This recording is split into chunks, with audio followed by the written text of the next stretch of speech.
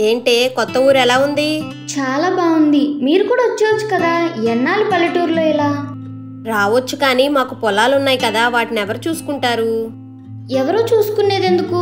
మొన్నెవరో company వాళ్ళు అడిగారని చెప్పావు కదా, వాళ్ళకి అమ్మేయండి. అమ్మొచ్చు, కానీ ఉన్న ఒక్క పొలం అమ్ముకుంటే ఎలా? అలా అని ఎన్నాళ్ళు ఇంకా ఈ పల్లెటూరులో మట్టి పిసుకుంటూ కూర్చుంటావు?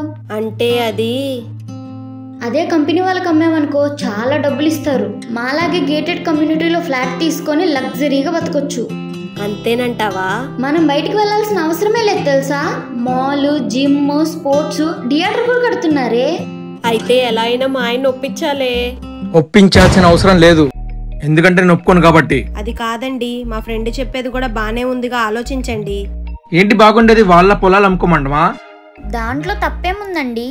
తప్పేముందా? ఇలాగే మనకున్న పొలాలన్నీ అమ్ముకొని గేటెడ్ కమ్యూనిటీలో కొనుక్కుంటే కొన్ని రోజుల తర్వాత మాల్స్, థియేటర్స్ లాగా కమ్యూనిటీకి ఒక ఫార్మింగ్ పెట్టుకోవాల్సి వస్తుంది. అలాంటి పరిస్థితి రాకూడదనే మాలాంటి వాళ్ళు ఇంకా మట్టి పీసుకుంటూ బతికేది.